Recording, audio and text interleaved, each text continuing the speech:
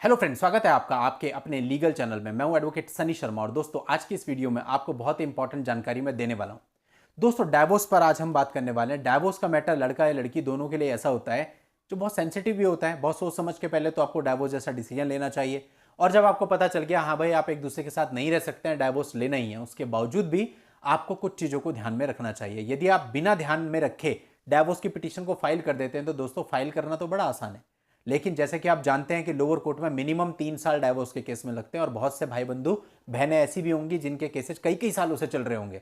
तो इसलिए आप सब लोग गवाह हैं इस चीज़ के कि डाइवोर्स के केस कई बार बहुत लंबे भी चल जाते हैं, और कई बार ऐसा होता है कि डाइवोर्स का केस का जब डिसीजन आता है तो अपोजिट पार्टी हाई कोर्ट में भी चली जाती है, तो फिर अपील में भी टाइम लगता है। तो ऐसे कई सारे मामले मैंने खुद ऐसे कई सारे जजमेंट अपने चैनल पर डाले जिनमें 10-10, 11-11 साल लग गए पूरा डाइवोर्स का डिसीजन आने में, high court, lower court, supreme court सब मिला के। और ऐसे में अगर डिसीजन आपके अगेंस्ट आ जाता है आखिरी में, तो आप सोचिए, एक तो आपने डाइवोर्स का केस फाइल किया, उसमें आपकी कितनी एनर्जी, कितना पैसा, कितना टाइम, कितना हैरेसमेंट आपका हुआ होगा, ये सारी चीजें टोटल वेस्ट हो गई। आपका टाइम, पैसा सब वेस्ट, और जो हैरेसमेंट हुआ वो अलग, और लास्ट में आपको डाइवोर्स भी नहीं मिला, आपकी पोजीशन वही की वही रही जो कि पहले थी। तो क्या फायदा हुआ इसका? इसलिए जल्दबाजी मत करो। बहुत सारे लोग बहुत जल्दबाजी करते हैं और उन्हें जब समझाया जाता है तो सामने से बोलते हैं तो सर कि मैं क्या करूं, मैं चुपचाप बैठा रहूं। चुपचाप बैठ जाओ कुछ समय, अगर आपके फेवर में है।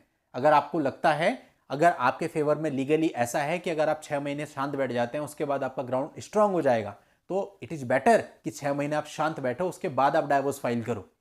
जल्दबाजी करोगे, ठीक है, 6 महीने आपने जल्दबाजी कर ली, लेकिन बाद में अगर आपका डाइवोर्स कैंसिल हो गया किसी वजह से कि आपके पास अच्छे ग्राउंड नहीं है, तो फिर आप पछताओगे। और दोस्तों वो जो आपके समय खराब हो जाएगा ना, 5 साल, 8 साल, 10 साल, वो आप किसी भी तरह से रिकवर नहीं कर सकते, और फिर डाइवोर्स चाहिए तो फिर से एबीसीडी से शुरू करना पड़ेगा। इसलिए डाइवोर्स डालने से पहले आप ये देखिए कि आपके पास डाइवोर्स के ग्राउंड क्या है। देखिए, लड़की के साथ क्रियोलिटी हुई है और उसके पास कोई एविडेंस है तो वो क्रियोलिटी प्रूव कर सकती है। लेकिन अगर लड़का डाइवोर्स फाइल कर रहा है और वो कहता है मेरी वाइफ ने मेरे साथ क्रियोलिटी की है, और उसके पास कोई एविडेंस नहीं है, केवल वो कह रहा है उन बातों को जो कि घर में हुई, तो उससे काम नहीं चलता। यानी इन शॉर्ट मैं ये कहना चाहता हूं कि लड़के की तरफ से क्रियोलिटी का ग्राउंड उतना स्ट्रांग नहीं होता है। आप केस डाल सकते हो, लेकिन उसको साबित करना थोड़ा सा मुश्किल रहेगा, या तो फिर आपके पास प्रॉपर एविडेंस हो तब आप जाओ। और यदि आपको लगता है कि क्रियोलिटी के अच्छे एविडेंस आपके पास नहीं है, तो आप ये समझ लें क्रियोलिटी का ग्राउंड बहुत अच्छा नहीं है और आप साबित नहीं कर पाएंगे, तो आपको नुकसान हो जाएगा। फिर बेटर है कि आप सेपरेशन के बाद कम से कम 2 साल इंतजार करें, और 2 साल इंतजार करने के बाद आपके पास एक और ग्राउंड आ जाएगा, परित्याग का ग्राउंड। तो फिर आप दोनों को ग्राउंड बना लें, परित्याग को भी और क्रियोलिटी को भी।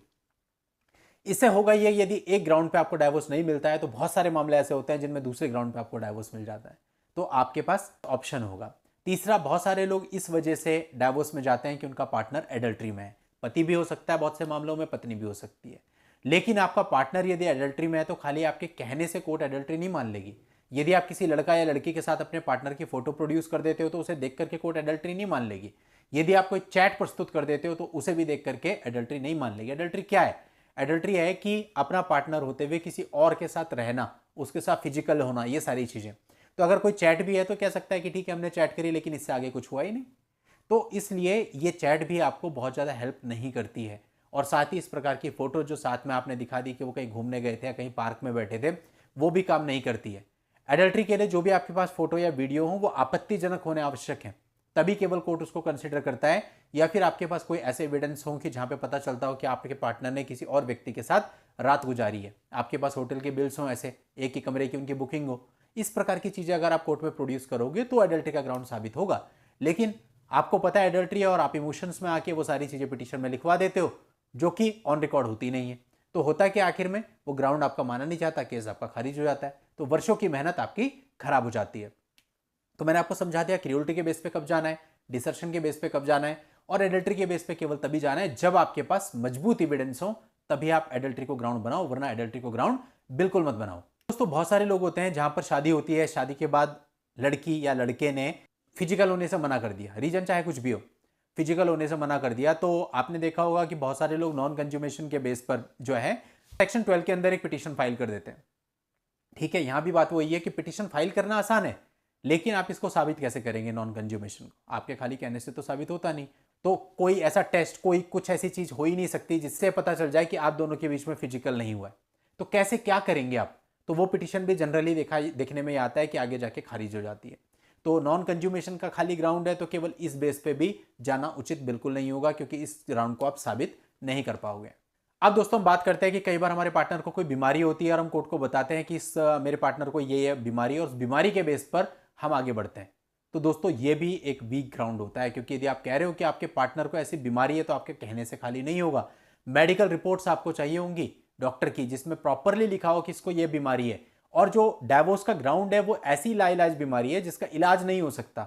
अगर आपके पार्टनर को ऐसी बीमारी हो जाए तो आप उसके बेस पर डाइवोर्स ले सकते हो। ये नहीं कि आपके पार्टनर को शुगर की बीमारी हो गई या फिर हाई ब्लड प्रेशर हो गया तो आप इसके बेस पे आगे डाइवोर्स लेने, ऐसा नहीं चलेगा। या कई बार होता है कि भाई कोई थोड़ा सा आउट ऑफ माइंड होता है, जिसको हम हिंदी लैंग्वेज में सन की भी कहते हैं, ऐसा कोई है तो आप उसके बेस पर आ गए कि इसको तो मानसिक बीमारी है। व्हाट इज मानसिक बीमारी? आप प्रॉपरली बताइए साइंटिफिक लैंग्वेज में कि इसको ये बीमारी है, और डॉक्टर का प्रिस्क्रिप्शन दिखाइए जिसमें डॉक्टर ने लिखा हो कि इसको बीमारी है, इसकी दवाइयां चल रही है, उसकी मेडिकल रिपोर्ट्स दिखाइए, उसका ईसीजी दिखाइए, तब जाके काम चलेगा। यदि आपके पार्टनर को बीमारी है, मैं मानता हूं, लेकिन हल्की फुल्की है और उसका कोई भी मेडिकल रिकॉर्ड नहीं है, और आप उसके बेस पे कोर्ट में आ रहे हैं डाइवोर्स लेने, तो निश्चित रूप से आपका डाइवोर्स का जो केस होगा ना वो वेस्ट हो जाएगा, क्योंकि आपके पास कोई अच्छा एविडेंस नहीं है। तो इन शॉर्ट मैंने आपको बहुत सारी कंडीशन बताई, और हर कंडीशन में जरूरी यह है कि उस कंडीशन से रिलेवेंट आपके पास डॉक्यूमेंट होना चाहिए, जो कि क्या क्या हो सकता है सब मैंने आपको बताया। तो ये सारी चीजें अगर आपके पास हैं तभी आप डाइवोर्स में प्रोसीड करें, अदरवाइज केवल आप अपना समय और पैसा खराब करेंगे। चलिए दोस्तों, आज की इस वीडियो में इतना ही। नेक्स्ट वीडियो में नई लीगल जानकारी के साथ मैं आपसे फिर मिलता हूं। तब तक के लिए goodbye and thank you for watching. Take care.